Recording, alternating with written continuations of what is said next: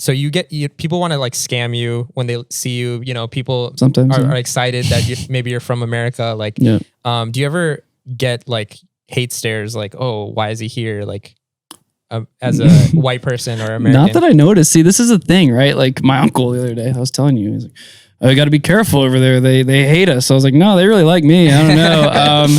No, they're like super hype. And even like as a good example, right? I was in Tunisia during, the stuff that broke out between, with Israel and Palestine, and there's people out on the streets. They're angry. You would think, well, if you tell them you're from America and we're funding all this stuff that's happening, they're going to be, but they're like, no, they people are smarter than that. They separate. I mean, not always, you can't generalize, but usually they separate the person from the government or from the issue. And I'm really grateful for that. It's just been my experience so far. Yeah. I do recognize that somebody somewhere might not be as forgiving or as patient, but I honestly get treated really well. And case in point, I would like to share another story if I may. And I'll be, and this one really bothered me, and it really it just highlights where we're at once again in the world. Is like when I went to Tunisia, most of this year I've been traveling with a coworker of mine.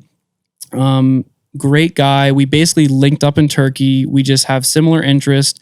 And he's been like a lifeline, like showing me a lot of these things. I wouldn't have gone to southern Turkey. I wouldn't have gone to these places in Egypt had I not connected with this guy. And so we both worked for the same organization. He's got a Canadian citizenship for 20 years, but he has Palestinian heritage. Never been to Palestine, by the way. Born in Kuwait, but never been to Palestine. When we were traveling in Egypt, like he was constantly being like harassed by like police. Not constantly, but like when we came into the airport, they see me, white American, boom, stamp the passport, welcome to Egypt. They see him, it's like, where are you from? Where is your father from? Where is your father's Egyptian father from? people. Yes, this is Arabs doing this to other Arabs.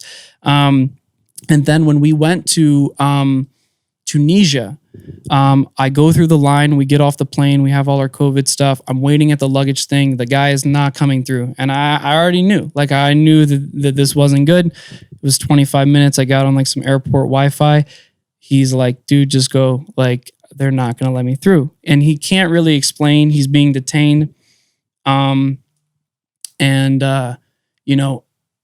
It's crazy. Like, I'm like, all right, fine. I'll just go. Like, I'll ask later. By the time we were able to catch up, he was back in Cairo. They put him back on the plane. They deported him. They told him that, oh, it was because of COVID. We can't let you in, but they let me walk in like 3 people in front of him. And it came down to, he spoke in Arabic with them. They realized he was Palestinian. It was like the beginning of Ramadan. And they were like, there's no reason for you to be here. It's Ramadan. It's COVID. You don't need to be here. Why are you here? Meanwhile, they're flying Palestinian flags and they're saying, we stand with Palestine. They literally just booted a guy from the country because he's Palestinian. Yeah. You know what I mean? Like, there's no other excuse. They can say what they want, but like, that's it. Unless he's got a double life, that I don't know about. Like, maybe he is in the Mossad. I don't know. Like, Right. But yeah. Yeah, that's wild. And people bring that hypocrisy up a lot. And, for you to see that, that's really insane that like somebody that you literally work with, that is Canadian citizen. Let's be very clear. Like, usually there is harassment, but it stops when you show them the passport. Like, Right. that passport has a lot of privilege. And even on that day, it did not work. And that's the thing. Like, this stuff runs deep. When I see this stuff on social media and everything, and people are like, it's so complex and this and that. It is, but sometimes it really isn't. Sometimes it is that black and white. Like, I walked in, 3 people in front of him.